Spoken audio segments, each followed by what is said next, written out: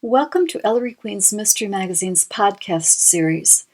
In this episode, we present the final segment of the Ellery Queen's Mystery Magazine 75th Anniversary Symposium, which was held at Columbia University on September 30th of this year.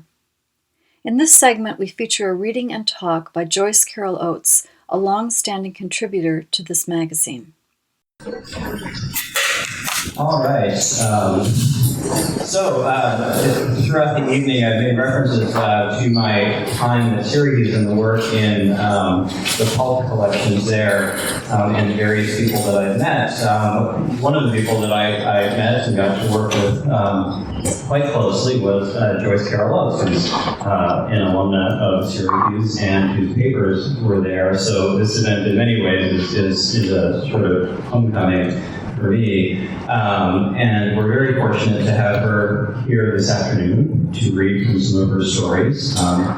She is the winner of the National Book Award, 2 O. Henry Awards, and the National Medal for the Humanities, among many other honors. One of America's most celebrated writers, she's the author of more than 40 novels and many short stories, most under her own name, but several under her crime-writing pseudonyms are Llewellyn Smith and Lauren Kelly. Her first story for Ellery Queen's Mystery Magazine appeared in the October 1992 issue. Over the years, she's contributed more than 24 more stories to EQMM. They include the Edgar Allan Poe Award-nominated Angel of Wrath, the International Thriller Award-winning Gun Accident, an Investigation, and a number of stories that went on to be included in the year's best anthologies, such as Otto Kendler's Best American Mystery Story and the year's Best Crime and Mystery Stories. So without further ado, I will turn things over to Joyce. She's going to read for about 20 minutes, and then we'll have some time for questions. So let's welcome Joyce Carol Oates.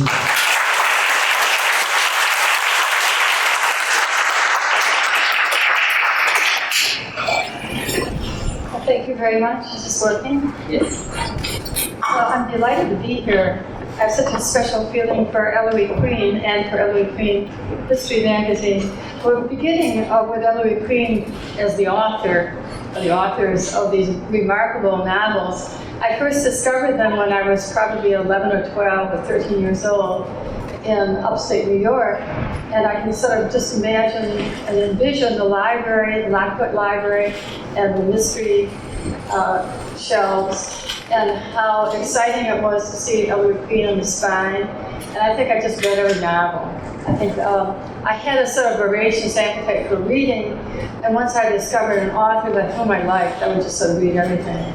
So it's so special and sort of almost nostalgic to think about Ellery Queen being real people, and having a son, for instance, in the room. The spirit of Ellery Queen. And I really knew so little as a girl about publishing and authors and genre.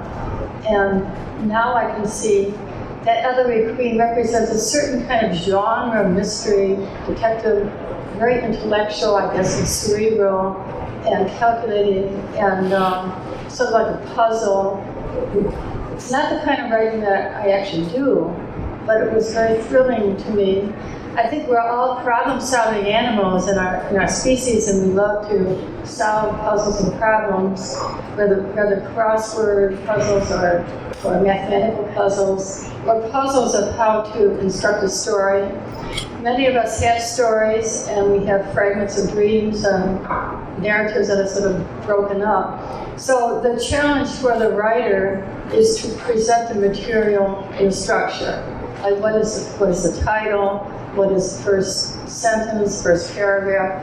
What's the first section of the story? If it's a novel, it's an enormous challenge and exhilarating, but it's also stressful. So anyone in the room who writes novels knows this feeling of sort of despair, sort of oscillate between mania and despair and trying to get the structure correct. However, the revision and rewriting and revisioning is very pleasurable. And so I'm going to read a story today, which is was very recently published in Ellery Queen, though not the current issue, where I have another story. The story in the current issue is called The Crawl Space, And it really gives me such a shiver because it's set in my former house, which is about 3 minutes away from the house I live in now. And there was a crawl space in that house. If you know what a crawl space is, it's some strange part of a cellar. It's not completely filled in. Sometimes there is a cellar, and the crawl space goes out from it. But this particular house didn't really have a cellar. It only had a crawl space. And there were things stored there. And I think repairmen would have to crawl in there and do something. And I think they never came out again. And if you have an imagination, you can imagine how horrible it would be to be in a crawl space. So that story is actually about that dark fantasy that comes true for someone. And I don't think I could read that story. It doesn't have a happy ending. So I guess there are two kinds of mysteries in detective fiction, and the genre is very wide and very rich. And the genre today, or maybe it's always been, it's very regional. We have like Sherlock Holmes is London, we have Raymond Chandler's Los Angeles, we have people writing in Chicago, people writing in New Orleans and the South. It's become, the genre is becoming very regional and rich with the energies and mysteries and special anguishes, I think, of different parts of the world. And one of the reasons that we read is because of those places. This particular story that I'm going to read is called Big Momma. I don't know if any of you read it. It's pretty awful story, but I'm not sure that I can actually read it. I'll see how far I get. I have a place where I might stop, and then I may keep going to see how. If anyone's left in the room. If no one's here, I'll just stop. So this will be in my story called The Doll Master and Other Tales of Terror, which is being published by Otto Penzler at the wonderful Mysterious Press. And it's very nice to hear Otto speaking just recently and getting a lot of praise from a rabid fan, such as he attracts. The story is called Big Momma, and I'm reading an edited version. And I might be reading a censored version. I'll see what happens. Big Momma. At South Valley Middle School, Violet Prentice was new, transfer student. Oh, she hated South Valley. Twice the size of her old school where she had good friends, girls she known since kindergarten. At the new school, she was totally invisible. They moved to this new city just 18 miles south of their former city because Wells Fargo, very topical, Wells Fargo had transferred Violet's mother, and she had no choice but to move. Her mother said it was lucky she had been downsized, only relocated in a branch of the bank in a faster growing suburb than the one in which they'd been living for as long as Violet could recall. So the story is kind of a story of suburban America, but not a settled suburb. It's more like a fast-growing suburb where people don't know one another. And a girl in middle school might well be lonely. Violet's mother was telling her she had heard small children were going missing in the area. 2 little girls and a little boy just in the past 6 weeks, and no one had any idea what had happened to them.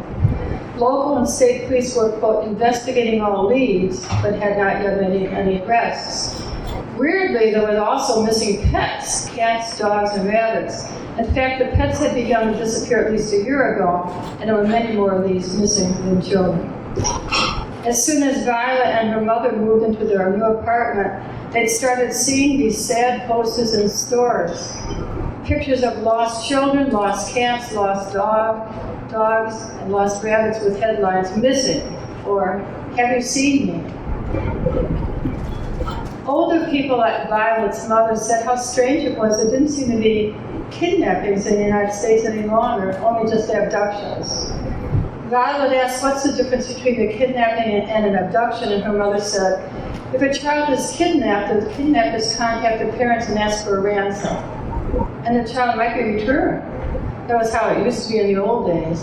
Now, the child is just taken away. And never heard from again, Violet thought, with a shiver.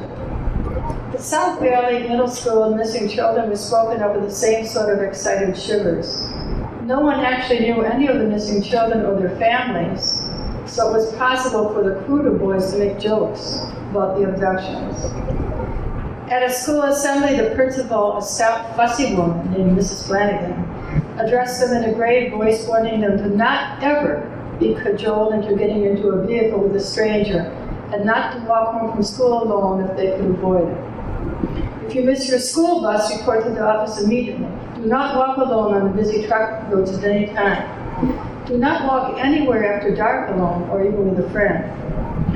Police had a theory that the abductions were the work of out-of-state truckers who drove their enormous trailer trucks along Ajax Boulevard. This would account for the fact that the children had vanished into thin air. It would be easy to carry captives inside a storage truck, especially if it had a deep freeze, the boys joked. Police claimed they had been witnesses to attempted abductions by truckers on the boulevard, but unfortunately, witnesses hadn't been able to see the trucker licenses, only to notice by their color that the licenses had been out of state. So far, there have been several children missing, 8 cats, 5 dogs, a dozen or more pet rabbits. Each had left behind a bereft family, including stricken children. Talking about the disappearances, Rita May, a new friend of Violet, said with a shudder, "Wonder where they all are. Seems like the poor things would all be in the same place." "Some kind of heaven, you think?" Violet said. Rita May giggled. "Or hell."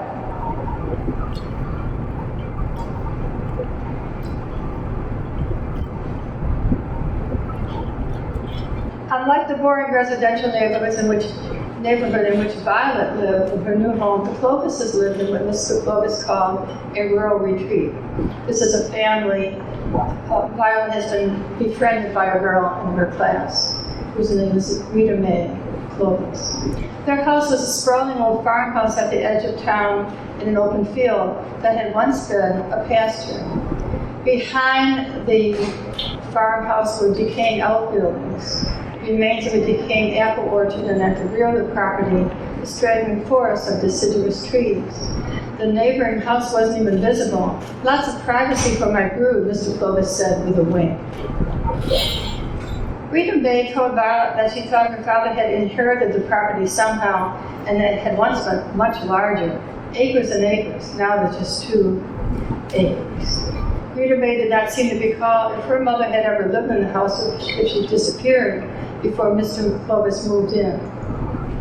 Violet thought it was cool to live in such a big, sprawling old house where you could find an actual room to be alone if you wanted to. Most of the upstairs rooms were empty of furnishings, cobwebs everywhere, husks of dead insects underfoot, and pervasive smell of grime, but she much preferred the Clovis house to the cramped 2-bedroom apartment at Valley Garden Apartments. There, Violet was often alone and lonely, and even when her mother was home, Violet felt lonely. Close behind the farmhouse were rows of small, nasty-looking cages with wire mesh, which Rita May said were rabbit hutches. And all there must have been a dozen of these. Violet wasn't sure if there were rabbits in the enclosures or if the enclosures were empty, or if horribly there were remains of rabbits inside that had never been cleared away. "It's okay, Violet," Rita May said, seeing Violet's nose continuing to smell. "You don't have to clean them. You're not family yet." The downstairs of the Clovis house smelled of scorched and spilled food, a not unpleasant aroma as of overripe fruit. The kitchen was pleasantly hot, even steaming. Rita May's older sister was preparing supper, cooking spaghetti. Mr. Clovis kept popping into the kitchen to taste the sauce. "I like my Italian sauce hot and spicy, don't you, Violet?" What was this meat? Violet wanted not to eat meat. She would like to be a vegetarian, but it was so hard to resist. Her mouth watered at the smell. Of course, Violet was invited to stay for dinner. And she calls her mother and says she can't come home. And she feels very, very warm and welcome at the house. And that day, Violet saw Rita Mae whispering with the oldest sister who's been making dinner, and her brother. And there was Mr. Clovis smiling in her direction. Rita Mae said to them in a voice loud enough for Violet to hear, "Hey, it's cool. Violet's cool." What was it? Violet felt anxious, wondering what they were saying. Were they talking about her? "Would you like to meet Big Mama, Violet, before we sit down for supper?" Violet smiled uncertainly. She glanced at Rita Mae, who said, "Sure she would, Dad." Mr. Clovis took Violet's hand in his warm, callous hand and led her along a corridor into the rear of the house. She'd never been in this part of the house before. Her nostrils began to pinch with a new, strange smell. Mr. Clovis said, "It's a little surprise. We have a special pet. We don't show just anyone. Big Mama is her name." "What kind of pet?" Violet's heart beat quickly. "Oh, not your ordinary pet." Out of his pocket, Mr. Clovis took a key to unlock an unusually heavy door that looked as if it were reinforced with steel. When he led Violet into the room beyond, Rita Mae and the others followed close behind, and the door was shut behind her. "Big Mama, look who's here." Violet, our friend. At first, Violet couldn't make out what the creature, was on the other side of a glass barrier. Or was it a snake? A huge snake? The largest snake she'd ever seen, even in photographs, lay languid and unmoving on the floor inside an enclosure like a large aquarium, only about 10 feet away on the other side of the glass. Strange words came to her like stuttering. Boar, Victor, or stricter. The immense snake was thick as a big man's body with a scaly, glittering skin, splashed in diamond shapes, cloudy and brown like a rotted banana. The air in the windowless room was oppressively humid like a jungle. There was a smell as of rotted fruit and a sharper, saltier smell. Violet's heart was pounding so violently she almost fainted. "Oh, what is it? A snake?" "Python. Reticulated python." Proudly, the Clovises told Violet of Big Mama, who was some age beyond 10 and weighed more than 300 pounds. "That's just our estimate. Nobody's ever weighed her. Big Mama was as long as 20 feet when she stretched out straight, which she rarely did. Mostly Big Mama lay in coils." Rita Mae said excitedly, "I knew you'd like her, Violet. We all think she is way cool. Daddy brought her from a carnival when we lived in Florida. The carnival was disbanding, so Daddy got her cheap. She wasn't so big then, I guess. A python is way bigger than a boa constrictor. She got her name Big Mama by just growing." One of the Clovises nudged Violet in the small of her back to push her forward for a better look at the python.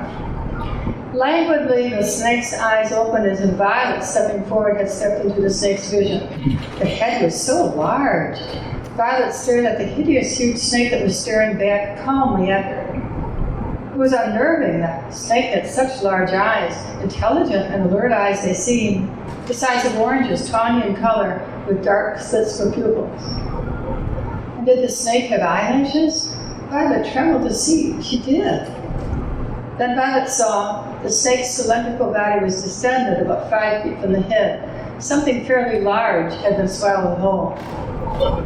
The Clovises were eager to speak of Big Mama, in whom they clearly took much pride. "Oh, Big Mama was fed a few days ago. She doesn't eat often, just eats a whole lot, and she rests." "Oh, Big Mama sleeps a lot, you'd think, but see, she's not actually sleeping. She's watching." "Big Mama doesn't have teeth like we do to grind up food. She swallows her food whole. She catches her food in her coils and squeezes so it's paralyzed, but she doesn't care for dead food. She likes live. Her mouth stretches open, sort of unhinges. You wouldn't believe how wide, so she can swallow her food. It's awesome. It only looks like she's sleeping, but if you were to go inside, she'd wake up fast." The Clovises laughed. The prospect of venturing inside the glass enclosure made Violet feel panic.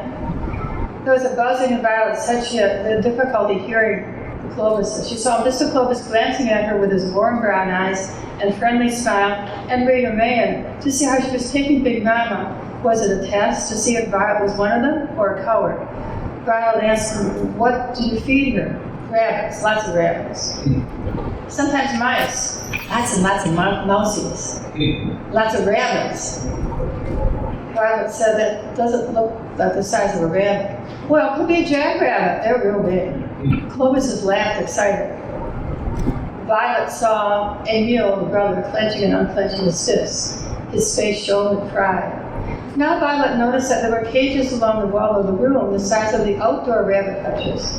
Fortunately, they were all empty. In a corner there was an axe, and on the floor scattered pages of newspaper soaked with dark stains. Where do you get the rabbits? Violet was trying not to stammer. Where do we get the rabbits, Dad? Emil asked as if he couldn't recall. Pet supply store, son, out Ajax Boulevard. Do you think Big Mama is beautiful, Violet? Rita May's breath was warm against Violet's cheek. Yes, Big Mama is beautiful. Violet spoke in such a halting voice, Oliver closed his laugh. It was like teasing, she knew. Did that mean that they liked her if they teased her? She thought so. Mr. Clovis trailed his hand lightly against the nape of Violet's neck. Violet shivered, but did not shrink away. Next time we feed Big Mama, you can help Violet. Would you like that? Hesitantly, Violet nodded, yes. So I'm going to stop at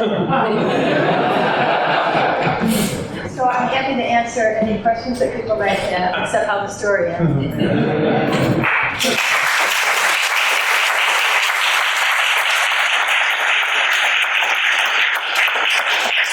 You know how the story ends, you have to buy Oliver's book, which is coming out in 2017.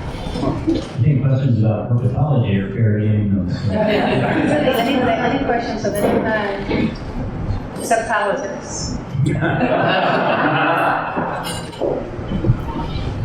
So this is a question for Joyce and Janet both, because you've obviously been working together a number of years on a number of stories. And I was just curious from each of your vantage point, what it's like to work together and what it's like to work together after all this time. Well, I can say it's a pleasure to work with Janet. Her responses are so warm and kind of intimate and personal. And sometimes there may be a little sentence or two about some particular part of the story that Janet has responded to. So it's very special. And has been going on for a while, so I feel like Janet's like a sister, a cousin, in upstate New York. Well, I have to say, I've been meaning to tell Joyce this for a long time. When I first came to the magazine in 1991, one of the first things I wanted to do was to invite Joyce to write for the magazine, because I had actually been a reader of your first book under pseudonym at the Literary Guild. And so I knew that you were doing that kind of fiction, and I thought, I'll just call the agent, I'll never get a reply, and the agent will just brush me off. But I called the agent, and the agent said, oh, just call her, here's your phone number. And I remember calling you that day, and you picking up the phone, and I asked you to be on that cover. That was fantastic. And you said, just come out to my house, and we'll take care of it there. And you allowed an entire film crew to come out to your house, disrupt your day, spend the afternoon with us, and I was overwhelmed by the kindness of that.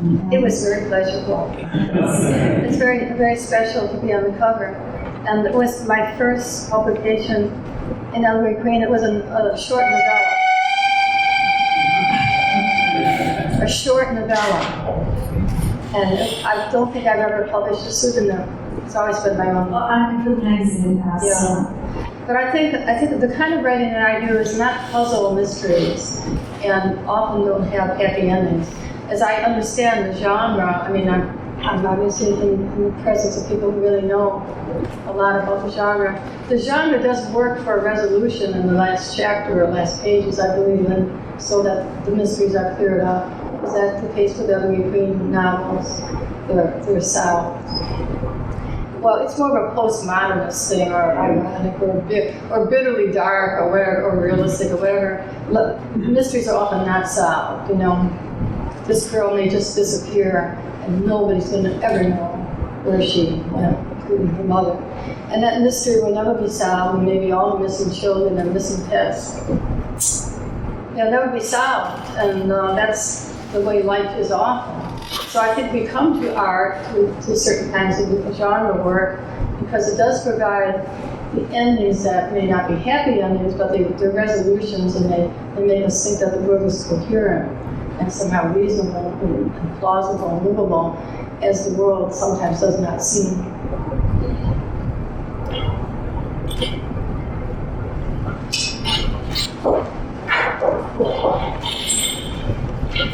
So clearly you've given a lot of thought to questions of genre. To what extent are questions like those present in your mind when you're working on a particular story? Well, it's a good question. I think of genre the way a poet might think of a sonnet. It's a form. I wouldn't say it was a formula. It's more like a form. And within that form, you can do interesting things. There are different kinds of sonnets. There's a Petrarchan sonnet. People who write in the 20th century have done experimental things with sonnets so that they're actually longer or shorter, or the rhymes are different. So if I work with a genre work, like my mysteries of A Winter Term are 3 classic mysteries based on classic American mysteries. And each one of them allows the reader to know who's the villain. But in the novel itself, the townspeople don't know. In other words, it's a way of writing that I found was satisfactory for what I was trying to do. That people get away with murder in real life, but in reading about it, the reader maybe knows a little more than the people know. Then another thing about genre is that there's a kind of contract between the reader and the writer, and maybe the publisher. The contract is implicit. That in a certain kind of genre work, it will be explained in the final chapter or the final pages. And if you just rip that out, you have something like Thomas Mann or Otto was talking about he was being made to read T.S. Eliot and Ezra Pound and Dostoevsky and so forth at University of Michigan. And that kind of writing does not appeal to everybody. Though in fact Dostoevsky was a 19th century writer. He did sort of sour things like Dickens and other Victorian writers, so everything was kind of sour at the end. But when you come to the 20th century, there isn't really that implicit contract between a literary writer and a reader. The idea is that each literary work of art is unique. It doesn't have a formula or a form, and that's why many people don't like it and don't read it, I'm afraid. It makes people uneasy and the ground is usually shifting. So if I work with genre, I bring to my genre work the same principles that most genre readers would expect, that things are explained in the fact at the end, but there is not necessarily justice. Like my stories in Ellery Queen, there's no mystery about the ending. They're explained at the end, but there isn't any justice. So with the Ellery Queen books, which I don't remember with any kind of detective fiction, you solve the crime, and the reader knows who did it. Now the next step in the real world is to get a conviction, get an indictment, a conviction, a trial, a conviction, and a sentencing. And all along the line there, as we know, like in the O.J. Simpson case, many, many things go wrong. So that ending of genre where the murder is apprehended, for some people, is not a realistic ending because we don't know whether the justice will ensue from it. So I think about all these things and I find it very engaging and exciting. All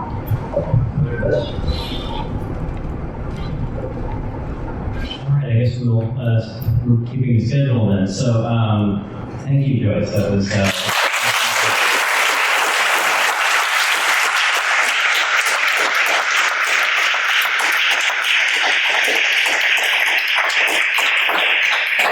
So we have a few more remarks coming up here, and I don't remember the exact order of operations, so allow me to consult my notes. I'm actually thinking maybe we should end with Jenny, since you'll be heading out to see the exhibition.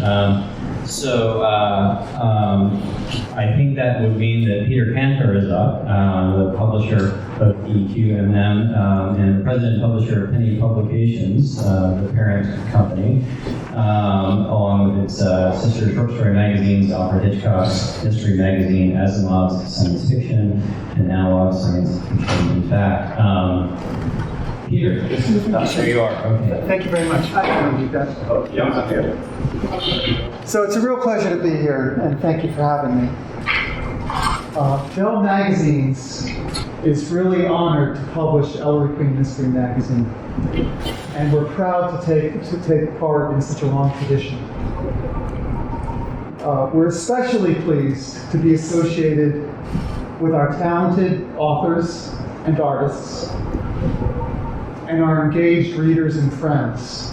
And you're so well represented in this room, so I take great pleasure in standing here. We couldn't have made it to 75 years without you.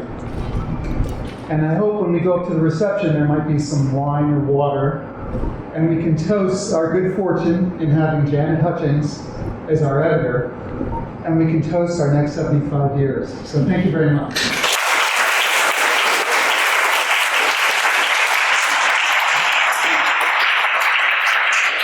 Well, I think I'll just hand the mic to Janet, since she needs no introduction. Thank you, Sean.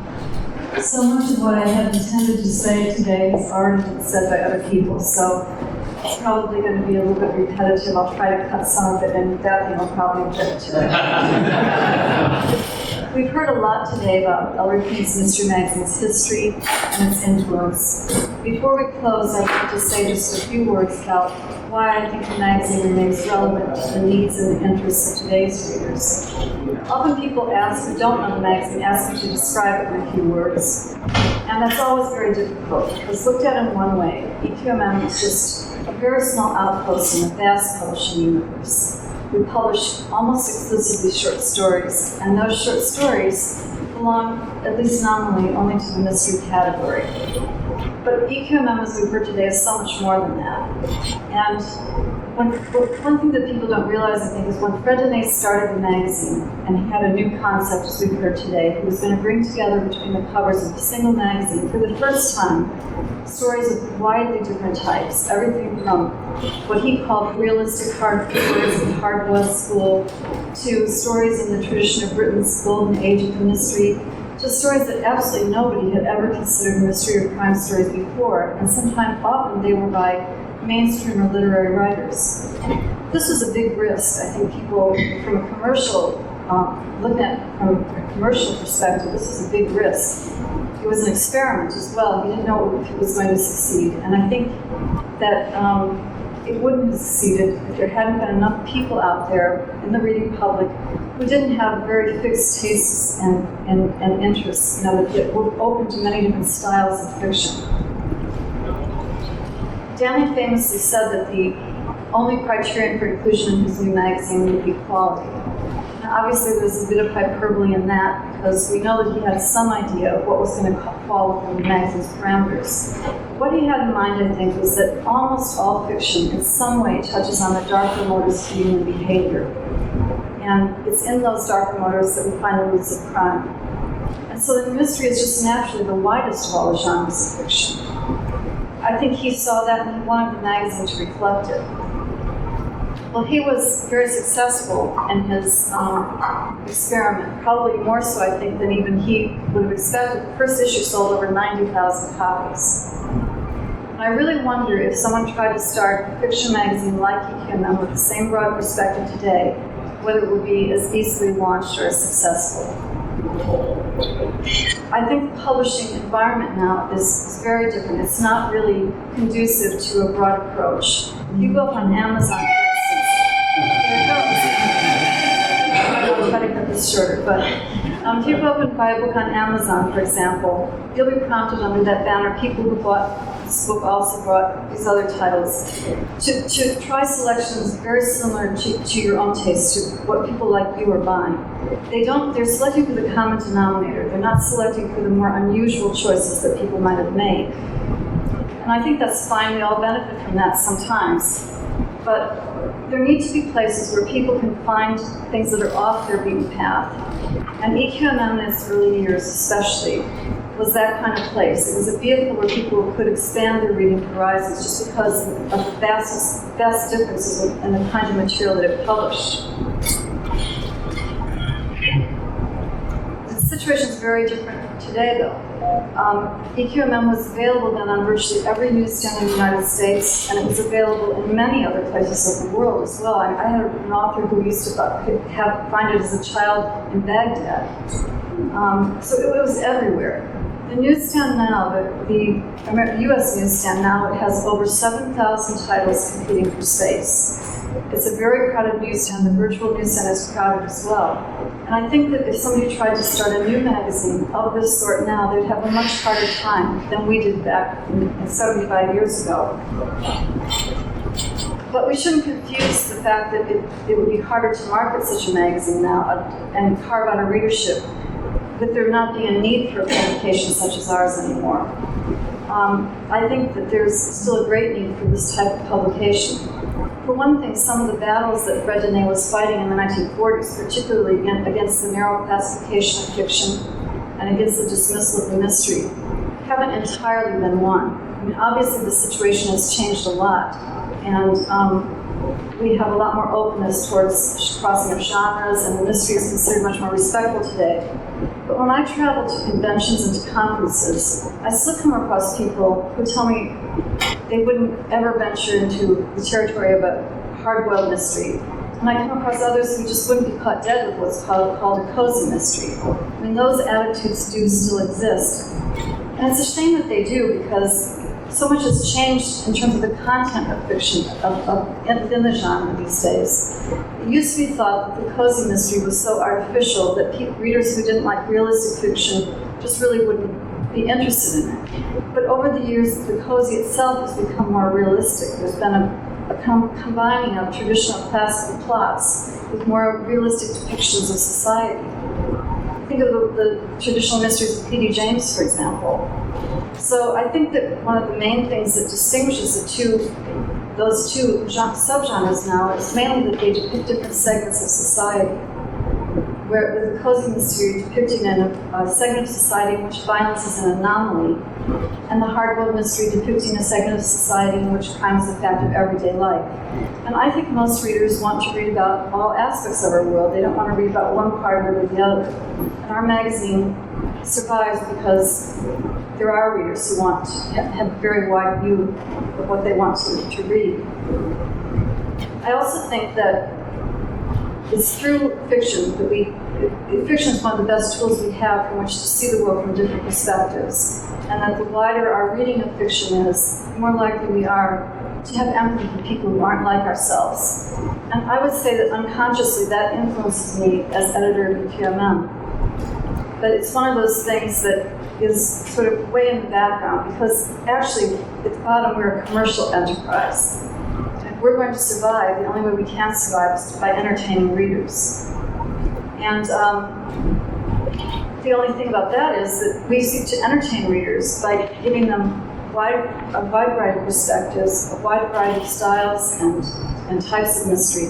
We think that's how to entertain readers. And recently I found a letter from Manfred B. Lee to Fred Dene, in which he talked about this. I was very surprised when I read this.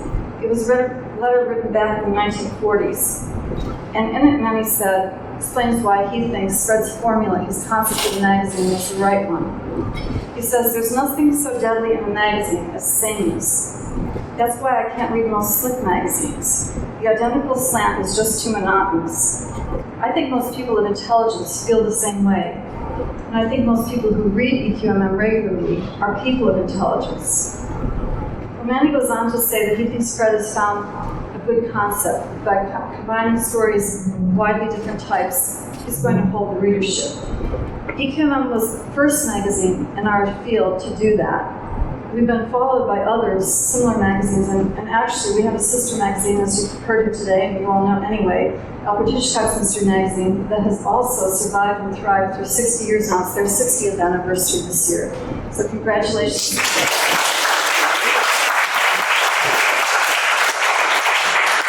As we look at these magazines that have made it through so many changes in our world and our society, I think we can say they've endured through a combination of a strong concept. It was a strong original concept that launched EQMM and subsequent magazines like it, and high editorial standards.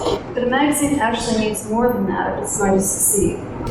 I think a magazine will thrive only if a committed community of readers and writers grows up around it. A community that interacts with the editors and influences the magazine in a variety of ways. Because of the diversity of Ellery Queen's Mystery Magazine's content, the community that's grown up around the magazine is a very diverse one. It consists of people of different economic, social, and ethnic backgrounds. It consists of people with different levels of formal education. It consists of people from everywhere across the map and even in many different countries. And it includes people of many different sorts of worldviews and ideas. I think that's a pretty remarkable thing if you stop to think about it, especially in today's world, when we all seem to be more and more divided from one another in various ways.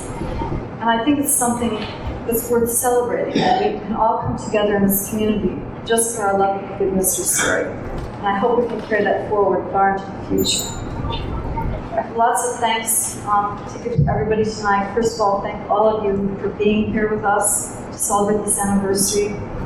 A particular thanks to our panel participants and moderators, to Joyce for her wonderful reading, to Sean Quimby and Jennifer Believe for the exhibition and the symposium, Ché Ryback, our videographer, to our absolutely wonderful senior assistant editor, Jackie Sherbo, who did so much to make all these anniversary events possible, and to our publisher, Peter Cantor, and our associate publisher, Chris Bailey, for their support over these many, many years. Thank you.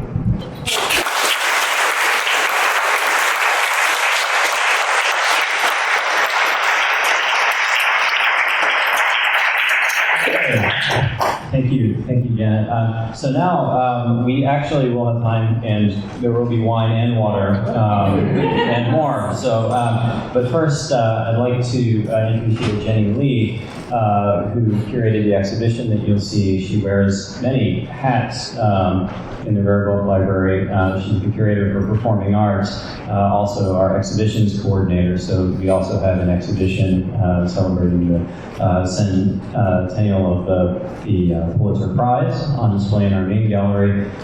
She helps to acquire materials in the history of science. You probably know something about reticulated pythons. So she does just about everything for us. And so I'll turn things over to Jenny, and then we'll head upstairs. So Jenny? Well, just a word or two about this wonderful opportunity to put together an exhibition. It is in our Chang Octagon space, a lovely chapel-like space. You will see an essay by Eleanor Sullivan that is edited by Frederick Dene, which is fascinating to see how he then rewrote some of the words. But first and foremost, I want to thank Richard and his brother for having given the archive that is here. It is about 200 boxes. There are 101 boxes of the Fred Dene papers and 90-something boxes of the Ellery Queen Mystery Magazine archive in the Dene years. And it is just, as you will see, it is priceless. So I thank you.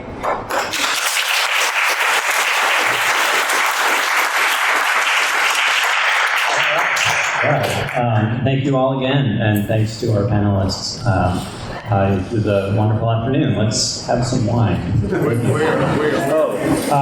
Take the elevators just out here, the east elevators to the 6th floor, and you can't miss the Vera Bookman Manuscript Library doors. So as soon as you step off the elevator. Thank you very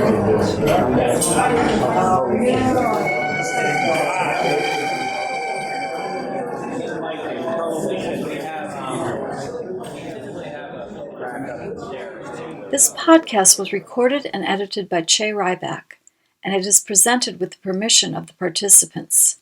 Mixing for the podcast was done by Jackie Sherbo. You can subscribe to Ellery Queen's Mystery Magazine by visiting our website at www.themysteryplace.com/EQMM.